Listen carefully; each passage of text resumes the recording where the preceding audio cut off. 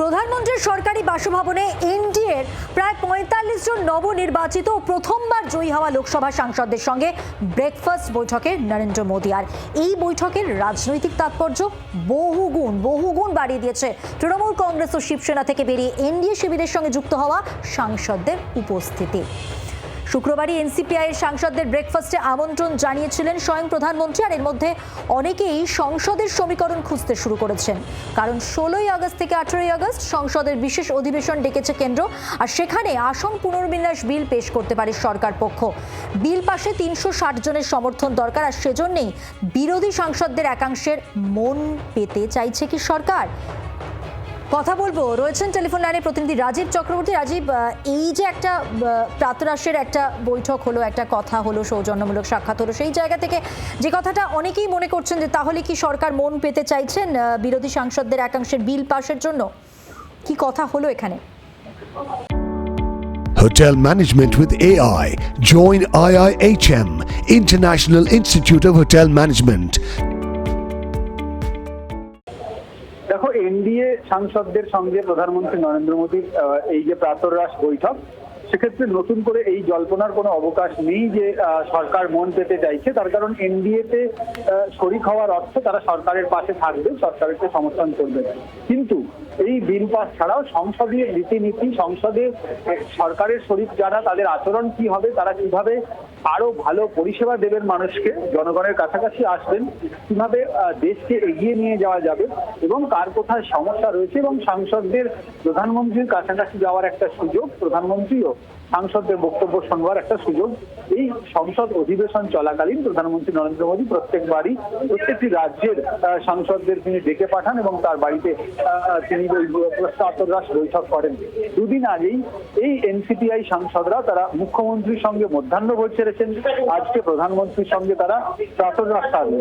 এই দুই বৈঠক অত্যন্ত গুরুত্বপূর্ণ, তার কারণ একদিকে মুখ্যমন্ত্রীর সঙ্গে দেখা করে তারা রাজ্যে নিজেদের এলাকার কথা বলেছেন, প্রধানমন্ত্রীর সঙ্গে দেখা করেও সংসদ কিভাবে চলবে এবং নিজেদের এলাকায় কোন কোন সমস্যা রয়েছে বা সেই সমস্যার সমাধান কিভাবে হতে পারে, তাদের সাংসদ হিসেবে কি কর্তব্য, তা নিয়ে আলোচনা হয়েছে। প্রধানমন্ত্রী নরেন্দ্র মোদী সব সাংসদদের বলেছেন, বিশেষত এনসিপিআই সাংসদদের যাদের ৪০ বছর পার হয়েছে, তারা যেন নিয়মিত যোগা অভ্যাস করেন। এই যোগাভ্যাস তাদের করতে বলা হয়েছে এবং নিয়মিত স্বাস্থ্য পরীক্ষা করতে বলেছেন, সুস্থ থাকতে বলেছেন। আমরা জানি এনসিপিআই সাংসদদের মানসিক চাপ একটু বেশি, তারা তৃণমূল ছেড়ে এনসিপিআইতে যোগ দিয়েছেন, তারপরেও তাদের এখনো স্বীকৃতি মেলেনি। তাদের মধ্যে কয়েকজন সাংসদ বলছে এনসিপিআইতে রয়েছে কিন্তু এনডিএতে নেই, তারা উপস্থিত ছিলেন।